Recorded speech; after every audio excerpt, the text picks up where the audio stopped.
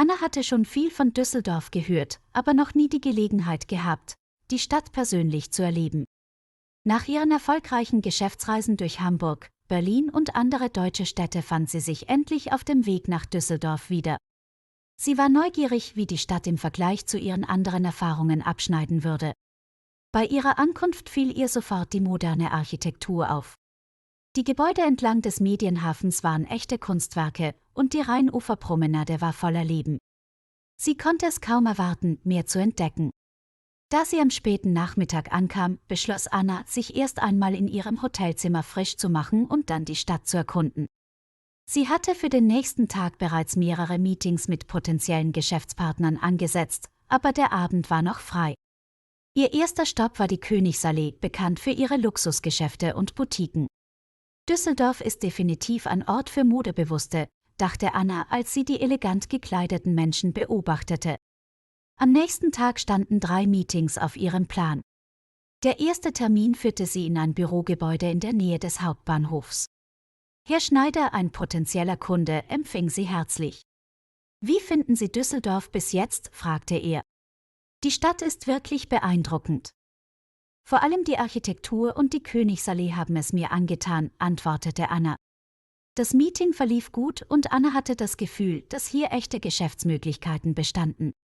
Nach 2 weiteren erfolgreichen Besprechungen kehrte sie ins Hotel zurück und ging ihre Notizen durch. Düsseldorf hatte definitiv Potenzial und sie war gespannt, wie die Dinge sich entwickeln würden. Bevor sie zurück nach Frankfurt fuhr, nahm Anna sich noch einen Moment Zeit, um am Rhein entlang zu spazieren.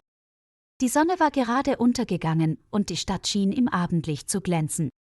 In jeder Stadt finde ich etwas Neues, etwas Einzigartiges, das mein Verständnis für Geschäft und Kultur erweitert, dachte Anna, als sie am Rhein entlang ging.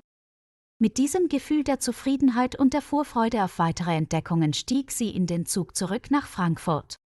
So endete Annas Reise nach Düsseldorf, aber sie wusste, dass es noch viele weitere Städte zu erkunden gab.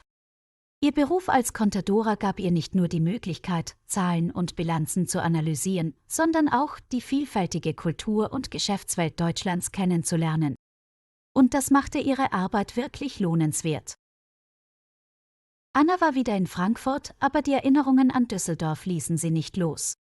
Sie hatte ein neues Projekt in Aussicht und diesmal würde es sie nach Köln führen.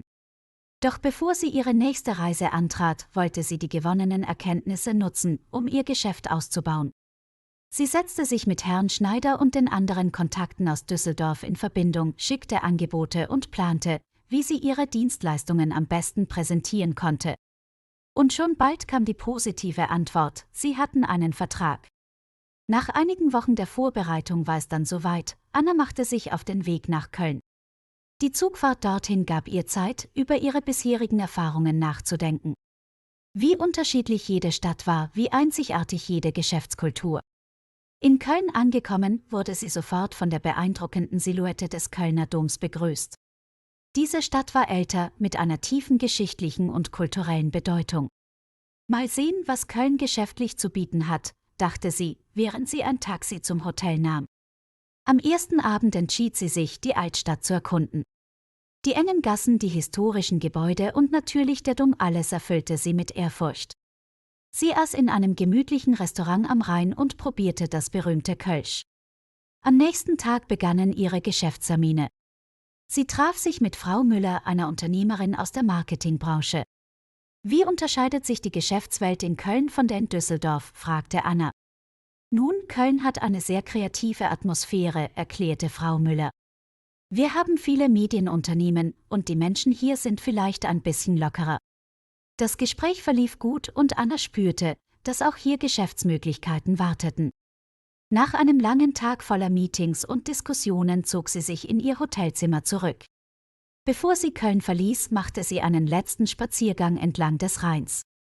Die Stadt hatte sie in vielerlei Hinsicht überrascht und sie fühlte sich bereichert durch die neuen Erfahrungen und Kontakte, die sie geknüpft hatte.